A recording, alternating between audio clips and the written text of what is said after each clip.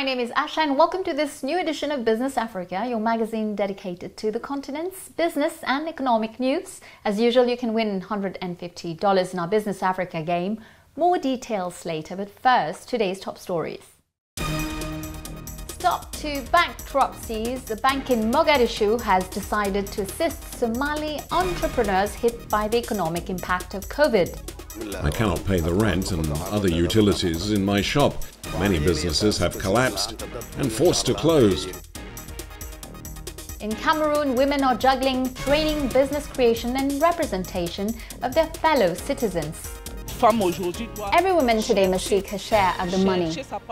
Find her money share, not stay at home. Remittances from African migrants are a development factor. How to better channel them and make productive investments. A challenge for the continent.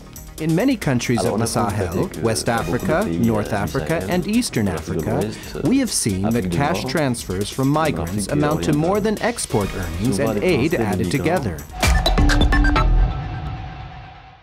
We begin this edition with a report on the financial resilience of a country that has been ravaged by civil war and remains weakened by terrorism. In Somalia, entrepreneurs are now fighting to resist the financial impact of the COVID-19 pandemic. And an Islamic financial institution founded by Somali businessmen based in Dubai has chosen to help them. Our correspondent in Mogadishu, Abdirahman Hussein, has the story. Take a look. Somalia, like many other countries in Africa, has been adversely affected by the COVID-19 pandemic. Businesses have taken a hit as incomes dwindle, forcing many to cut down operations while others shut down. Meet Adan Guha Afra, a businessman in Mogadishu's Hamarweyne. His story, just like that of many other traders in the market, is one of loss and despair.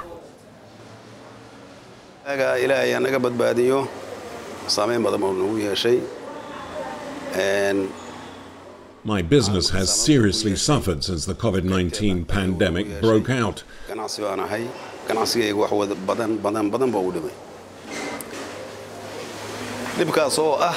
We open at the shop at 7 in the morning and close at 6 in the evening without making even one sale. I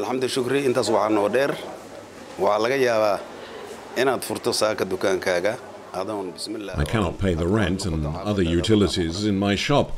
Many businesses have collapsed and forced to close.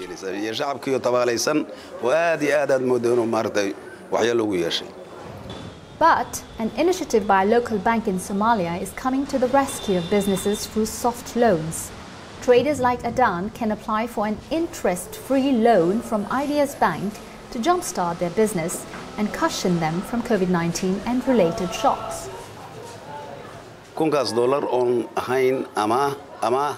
IBS lends me $1,000 and invests in my small business without charging interest.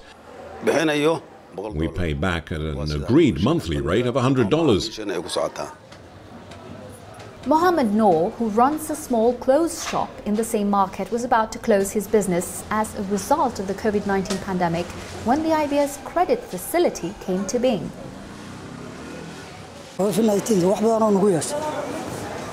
My business almost failed because of COVID-19.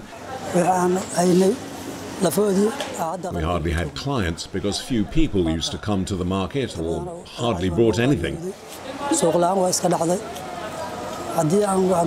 The price of clothes from the wholesalers also kept going up.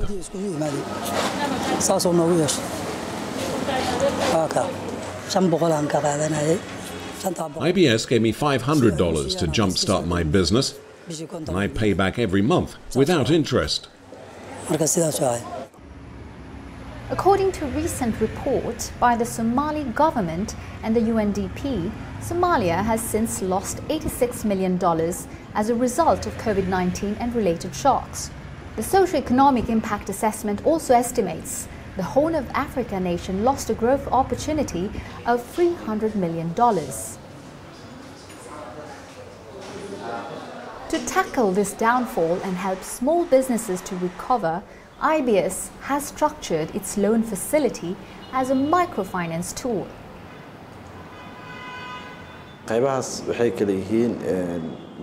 bank provides microfinancing to small business so as to take part in the development of the country. The amount we give to small businesses is between $500 and $1,000 at zero interest. We give $5,000 to $100,000 to middle-income businesses as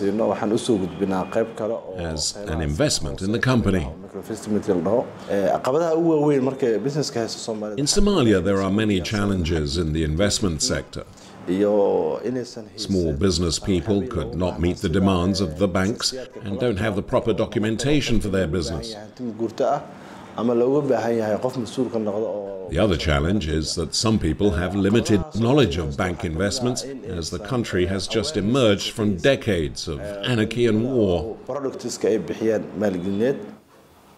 This state of affairs is also what led several Dubai-based Somali businessmen to come up with an Islamic banking solution for Somalia. Well, the bank was established in 2014. And it's a group of Somali business people who came together with the idea of launching the bank. And the idea was to provide a platform for access to finance and access to banking, which, as you know, following the civil war, we had a total collapse of the financial sector. The aim of the shareholders or the pioneers of this bank was to ensure that the country gets a robust, accessible, and convenient banking services. So that's what led to the birth of IBS Bank. But what are the challenges of lending money to people who hardly have any documents to prove their creditworthiness or even security in case of default? Somalia is no exception. We face challenges just like any other country that is coming out of a conflict. So any challenges faced by a country with a post-conflict is what we are facing. The other challenge again is how do we create financial literacy in this market, and how do we promote financial inclusion? A larger part of the population is unbanked at the moment. Estimates vary. World Bank sometimes says that it's less than 5% who are of the population which is using the formal banking system. Initiatives such as those of IBS and other actors are key to cushioning Somalia from the painful impact of COVID-19. With less than 1% of the population vaccinated against COVID-19 and the country struggling to emerge from many years of instability, support to families and populations is critical. Despite a much appreciated private sector financial mobilization, the COVID-19 pandemic has left no respite to Africa, especially West Africa, which recorded its highest number of deaths from the virus last month.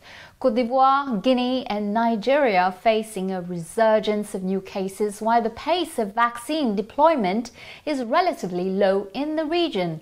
38% of doses were administered in West Africa compared to 76% in East and Southern Africa. At the same time, the region is facing the Ebola and Marburg viruses, which recently appeared in Côte d'Ivoire and Guinea. And South Africa is paying quite dearly for the effects of the COVID crisis and the deadly riots that ravaged Gauteng and KwaZulu-Natal provinces in July. 354 deaths, thousands of stores and companies robbed, and losses estimated at over $3 billion. The impact is now on employment in a country where the economy contracted by 7% last year. The unemployment rate reached 34.4% in the second quarter. It affects 7 million people and is one of the highest in the world. We now head for the west of Cameroon for this second report, which takes us to meet determined women. These housewives have decided to gain their financial autonomy through training and new activities. The result is personal and economic development, which has even given some of them the confidence to take on political office. Abubakar Siddiq Munchali, our correspondent in Cameroon, went there. Take a look. The women in the Noun district of Western Cameroon have taken their destiny into their own hands. The atmosphere on Fumban market days is a perfect illustration. Women outnumber the men and are everywhere, carrying out any number of activities. It's not good that nowadays women are still standing idly by. Every woman today must seek her share of the money. You know, find her money share, not stay at home. I have been doing the market and trade for 13 years now. A lot of things have changed in my life, and I'm really proud. For the women, it's a newfound pride, a result of their own efforts and ingenuity. In the past, they had been hampered by the lack of training and opportunities. Dr. Adamu Ndam Najoya, then mayor of the municipality of Fumban, and other public authorities in the Moon district helped set up a process of mentoring and empowering women in the region and beyond.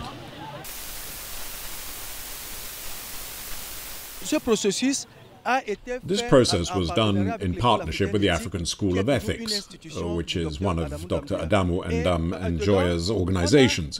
And in it, we have a program, the Puakone University program, which is a course that nowadays supervises and encourages women to set up small projects, trying to capitalize on their resources and then help them join several other institutions. In other words, single women who can get into groups, create associations, where these associations become collective or community initiative groups, and then these in turn become federations. And finally, these federations gave birth to Puakone federations that exist nowadays. Formed into federations, the various groups are built around mutual aid and solidarity and are now almost everywhere throughout the department. Each has at least 100 members.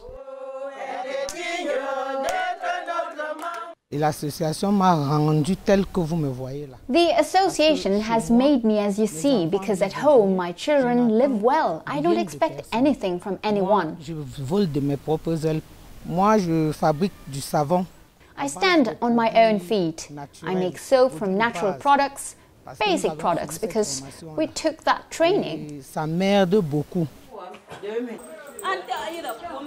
It's an association where members are guided and empowered by other women, and the results speak for themselves. I have particularly received a lot of training, housewife training, training of women in the society, because in fact, at the beginning, I was a housewife, Peyo's wife. I followed the training of women in politics, and that allowed me to become a municipal councillor for 2 terms of office in the commune of Fumban, alongside Dr. Amadou Ndam Najoya. And I'm today, well, I went from deputy to honourable deputy at the National Assembly, thanks to this women union. The women now play a key decision-making role in the region's communes, such as Fumbot. We cannot make any decision in the commune of Fumbot without involving women, and everything we recommend is done together with all the women. The women are now part of the policy-making process, and their training in different professions is also helping their own empowerment. As a result, the mayor and his deputies seem certain of the success of their mission and the achievement of development goals. If you want financial success, you have to start by empowering these women. The empowerment of women allows us to make Fumbot competitive with other cities, because more than 55% of our population are women. You see, for a commune of 41 advisors, we easily have 11 women who are advisors, and not just any advisor. These are dynamic women on the council, and these women, these advisors who travel down to all those villages to try and help their sisters, so that together they push forward the decentralization that is taking place.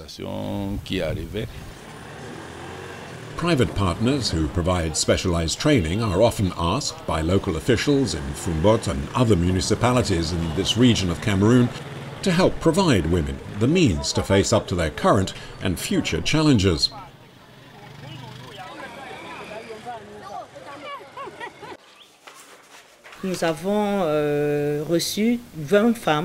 We had 20 women who were recommended to us by the town of Fumbo.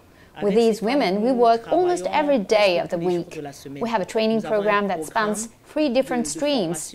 We have a first sector, which is culinary art.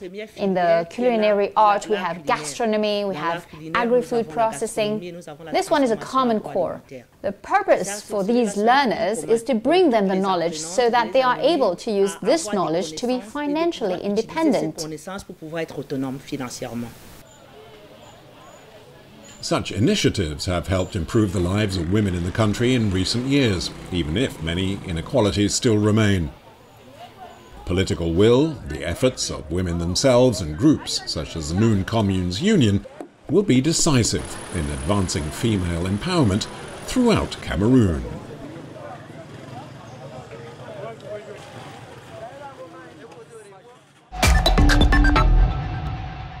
Welcome to the second part of our show. Good news for the continent, which will benefit from $33 billion. It is the result of the injection of new resources into reserves of the IMF. The increase in the special drawing rights, as they are called, may even be more important for Africa, as the industrialized countries of the G7 have pledged to divert some of them to the poorest nations. South Africa and Nigeria will be the first beneficiaries, followed by Côte d'Ivoire, Senegal, and Togo in West Africa. Concerns in southern Madagascar in the grip of a prolonged drought. Rain has become rare since 2019, and the population that depends on subsistence agriculture is particularly vulnerable to the impact of climate change. Farmers have failed to produce enough, and the United Nations is sounding the alarm on a risk of food shortage as the lean season approaches. A new key player in money transfer has been confirmed in Africa, ZEPS, which has just raised $292 million from new investors and is now valued at $5 billion. The digital payment service was called World Remit until last year, but changed its name when it absorbed the SendWave app, a sign that the money transfer market is doing better than ever. Experts expect the new giant to go public next year. Precisely thanks to the authorities' decision to relax the limits on digital transactions, the money transfer sector has emerged stronger from the COVID-19 crisis. In Africa, where these annual transfers reach around $50 billion, we were witnessing a boom in apps accessible from smartphones, threatening traditional actors. But since the year 2000, the question of whether transferring money goes hand in hand with development has been raised. We gathered some insights to understand this sector. Take a look. Most of the time, I send money to my mother in Senegal to help her make ends meet. Often it's for our parents, it's their children, paying their retirement pension. Well, there's a security and the guaranteed deliveries. Let's say it all goes very well, even if it is more expensive than asking someone to take it with them. I can sleep knowing that my parents will get it. The guarantee is you need to show your ID. But it's different when it's for business. There are banks where you can deposit money and withdraw it over there. So that is good for small amounts. It takes just 10 minutes for the money paid in at this agency to reach its destination.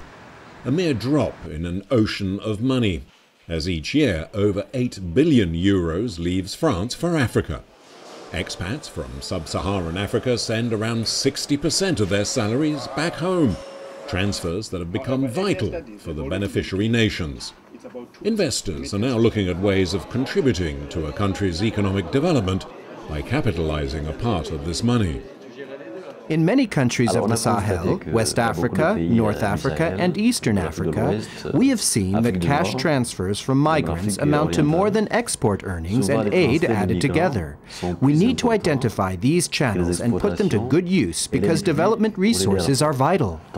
Il faut identifier ces canaux, les mobiliser, parce que le ressources de développement est quand même capital.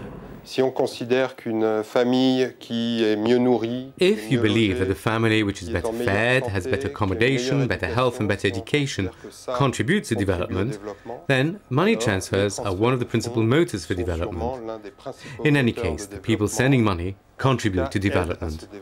Par le biais des gens qui envoient cet argent. We have contributed in very concrete terms towards opening up regions in the beneficiary nations. This is quite simply because certain establishments, banks or others, have been able to open agencies in isolated regions thanks to Western Union services. And yet, studies by international financial institutions have also shown the flip side of the coin, the possibility that regular remittances create a form of passive dependence among entire sectors of the population. But finding a solution is not easy either, as in most cases the transfers allow a fast and effective means of meeting basic needs, as here in Bamako. It's to support my family and pay expenses like my fare to go to school. Before, the money was sent via an intermediary, but that took time and the bills stacked up. Now it takes 10 minutes, and it's reliable, rapid and reassuring. To turn it into a productive investment, the beneficiary and donor country need to set up the infrastructures and regulatory systems or the appropriate fiscal incentives. Money transfer companies established in Africa since the late 1990s have controlled much of the flow of funds, resulting in a near monopoly by the two leading companies, with commercial fees some consider prohibitive. And it could be because of regulation, perhaps, that is making it an obstacle for them to get involved. It could also be because of entrenched monopolistic practices by the existing players.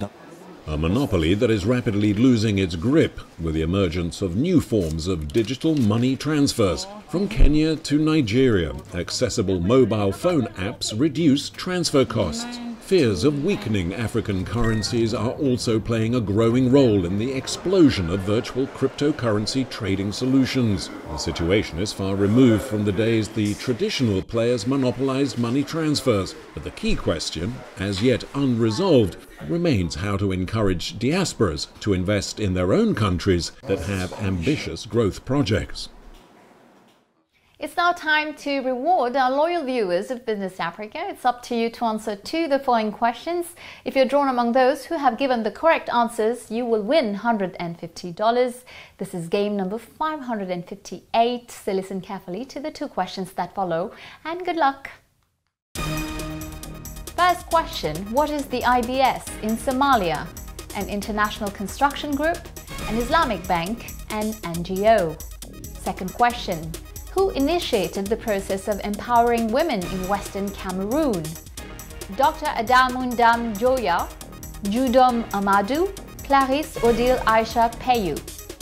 You know the answers. You can participate now by going to our website africaonair.com, answer the questions, fill out your form, and good luck. And of course, don't forget to include your contact details, name, address, telephone, email, and the number of the game you are entering, with the answers, of course. This game, for example, is game number 558. The winner will receive $150 as our winners every 2 weeks. That's it. Business Africa is over for today. I'll see you next week, same time, same channel, for a new edition of Initiative Africa with the Princess Marilyn Douala-Bell, Director of the Cameroon Arts Center, Douala Art. In the meantime, you can watch this program again on our website, africaonair.com, as well as on all our social media channels. Feel free to share, like, and comment using the hashtag Business Africa TV show. Take care of yourselves and see you next week. Goodbye.